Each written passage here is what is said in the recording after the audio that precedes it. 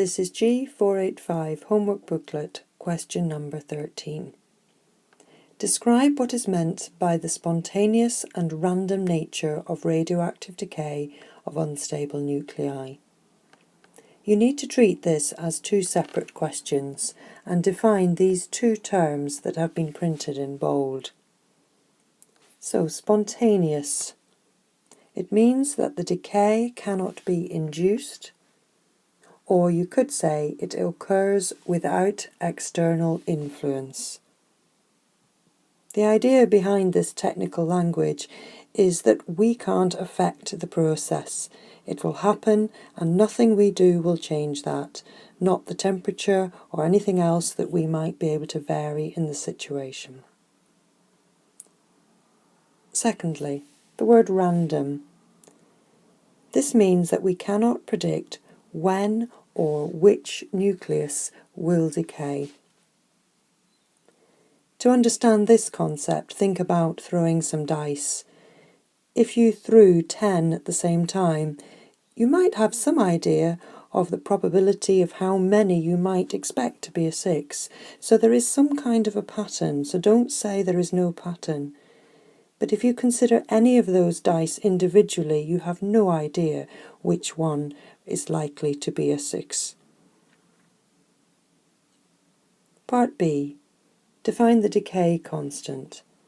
The decay constant has the symbol lambda, and you would find it within the equation activity equals decay constant times number of radioactive nuclei. This constant is the probability of decay of an individual nucleus per unit time.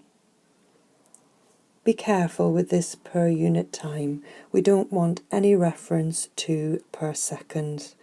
You're defining a quantity, so keep talking in terms of other quantities.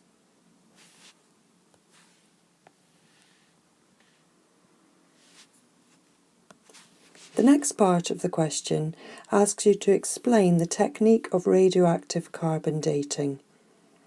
It is well worth learning a model answer for this type of question, and mark schemes are useful for this. So these points are taken very closely from the mark scheme. So 1 mark for referring to living plants and animals absorbing carbon-14. The second point for saying that once the plant or animal is dead, it no longer absorbs any more carbon-14.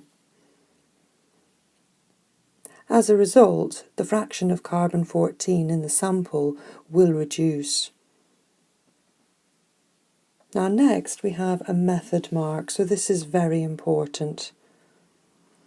It states that you need to find the fraction of carbon-14 or the activity of the carbon-14 nuclei and measure it in both a dead and a living sample.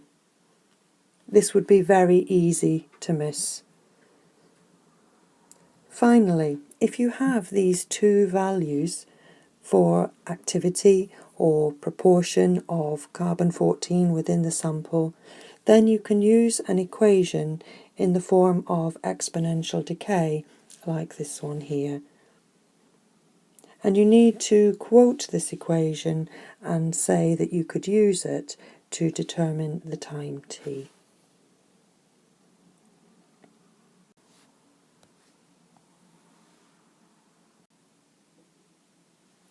The next part of the question brings us into some numerical work. The activity of a sample of living wood was measured over a period of time and averaged to give 0.249 becquerel. The same mass of a sample of dead wood was measured in the same way and the activity was 0.194 becquerel. And the half-life of carbon-14 is 5,570 years. First, we are asked to calculate the decay constant, and we're given the unit of years to the -1. This is a straightforward conversion. you need to be aware that you can always easily convert between half-life and decay constant. On the datasheet, you have the equation lambda t1/2 equals 0.693. 0.693 is the value for log 2. So rearranging that equation and careful substitution leads us to the answer of 1.24 times 10 to the minus 4. Next, we are asked to find the age of the sample of dead wood in years. This is a fairly straightforward process using the two values for activity given in the question. So substitute those into the general equation A equals A0 e to the minus lambda t. We now have to solve to find t. In order to do this, you need to take logs of both sides of the equation.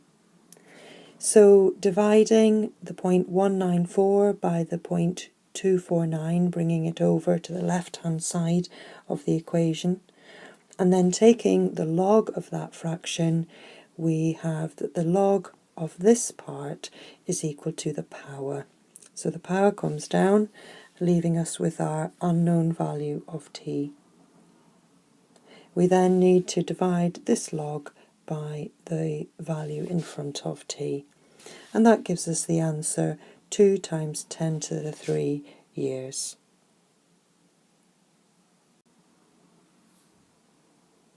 Looking at my solution, we should say the value t in front of that equal to sign. This is not equal to that.